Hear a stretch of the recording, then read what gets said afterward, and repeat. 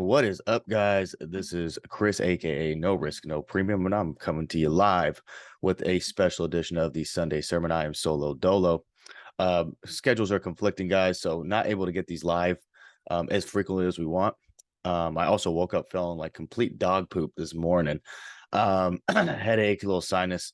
So I've been sleeping a little bit today. So get into this a little bit later. So if I sound a little raspy, that's the reason why. And I don't want to take too long here because I do have a little bit of a headache, but nonetheless, we are going to get the homework done, and there are no goddamn excuses.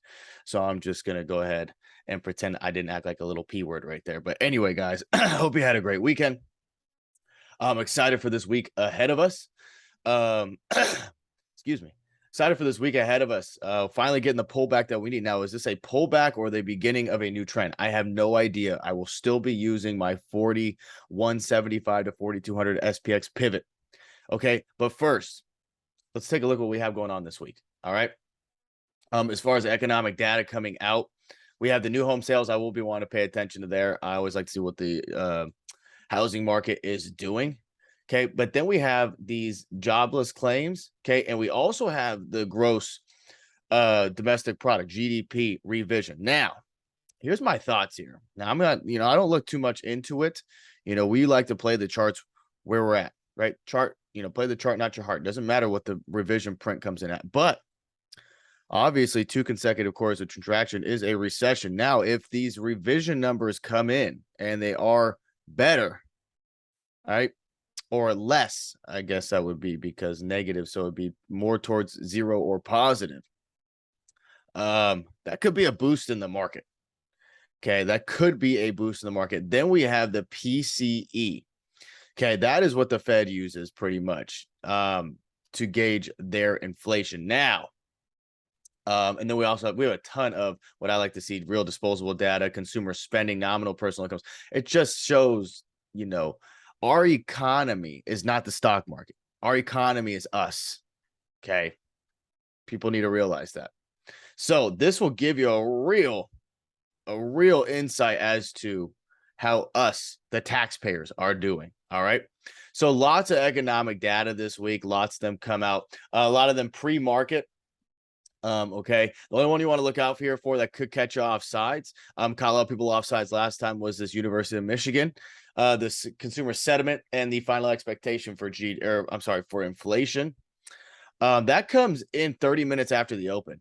And there's usually a nice little move off it. So you want to just play the opposite direction there. I'll detail it on the Thursday night 2-minute drill. But if you get a big boner candle up or down, either way, you just take the other side. All right. Simple stuff there. But what do we have coming this week? NVIDIA. Really, my only thing I'm going to be watching this week is NVIDIA. I'm sure Dan will be having us in the small accounts and ER Lotto channel to play that IV premium juice. I will likely be in there as well with them to go ahead and have some fun there. We'll not be holding anything through. That is gambling, and I do not do that. Okay, but other than that, not really in love with any other earnings. I mean, we got Zoom, Macy's, Salesforce, JD, Peloton, garbage company, Snowflake. Nothing really on my mind except that NVIDIA chart. As far as the Fed is concerned, speakers this week, I don't believe we had any speakers. The 26th, was that Friday? Yeah, we do. Okay, so Powell comes out with a speech on the economic outlook. So that'll be interesting as well. Friday, the 26th. It's interesting that they don't have that here. Anyway, that's why you check both. Okay, now to the charts. SPY, what do we have going on here? What can we expect? All right, well, we got our pullback, right? We got our nice pullback, pretty decent volume as well. All right. So now you guys are going to see why I'm using, right, the 4175 to 4200 SPX. That's going to be this 417 level here, realistically. It's going to be this 417 level, right? And if you go back and take a peek, okay, a huge possibility that can happen this week, right? A pullback to the top of this, what was supply. Now, does this major resistance turn support, right? And this is anywhere between 415, 417. Okay, 418, 200 EMA. lots of areas for us to bounce in here. So this is a strong area I would look to take calls off. Pretty much 415 to 418. All right. And there's a lot of levels within there, but I would call this 417, 418. 420, we have a level here. You can see that, right? 420 would be another level that I would be eyeing as well. All right. So we'll want to see what happens when we get there. Now, the futures are a little red right now, down 21, but obviously does not matter until the morning.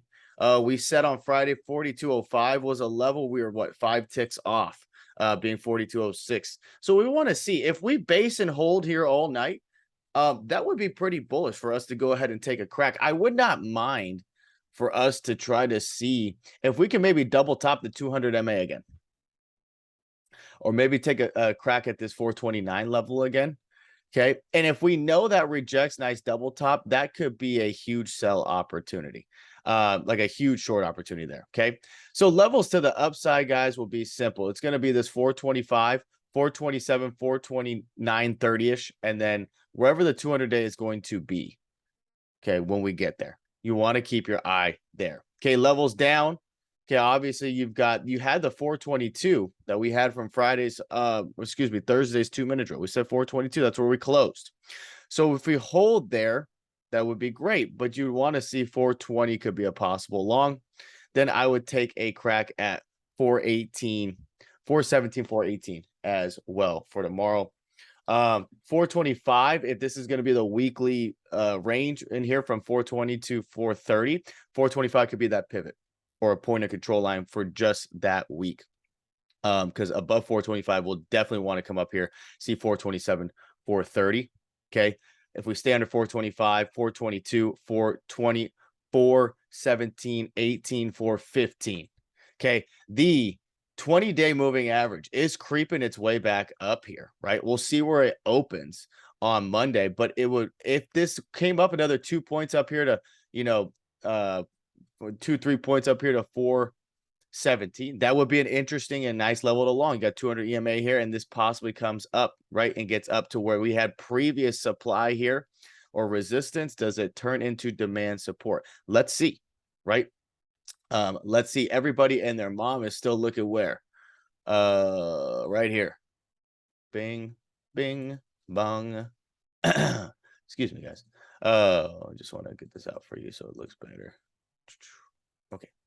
He got a huge gap to fill down here, right? So 412 is that gap. So you'll know this. Look, if we dip back into this 416.72 and we get underneath there and hold, we are pretty much guaranteed to likely come down, right, and try to fill this gap. Now, it'll be interesting with having the 21 EMA as this red line here at 414 right now, or about 415. And you got the 20-day MA on the daily right here at 414.66, call them 415.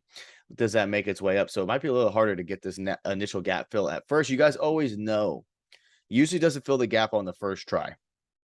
Okay, got to knock at the door a few times before somebody lets you in, right? Excuse me. Let's take a look at the weekly here. Weekly, right? 100 MA. Well, go figure. Excuse me. Sorry, guys. 100 MA. 414. 5 MA weekly, 414. We just had 2 other MAs and an EMA at 414, 415 as well, right? So you guys see how all these levels are lining up. The further you get away from these moving averages, they end up working as magnets. They're going to make their way back to it, right? They're going to make their way back to it. Now, this was an important one on this monthly closing underneath, the 20 MA. So realistically, they would want to close either a weekly or a monthly candle over this 20 MA, in my opinion. Even a daily candle works to continue a trend higher here. Just take a look at this monthly chart. You always want to zoom out, right? Always want to zoom. Now, we do have that huge downtrend channel that's holding almost perfectly. So just something to take into account there as well. So guys, I'll just give the levels one more time. 425, right? 425, 427, 430, and then wherever the 200 is, it's 431 right now. Could be 430 tomorrow, Wednesday. I don't know. Okay. Downside 420. Excuse me, 422, 420. Then you got 417, 18. 416, 72 starts gap fill. Okay.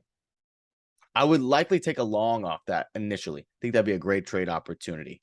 And then what happens after trade doesn't matter. Then if it breaks through, then you take puts and ride the wave down till that gap fill down. Okay, but as far as tomorrow, it just depends where we open. I want to see us hold anywhere from 4175 to 4200 SPX.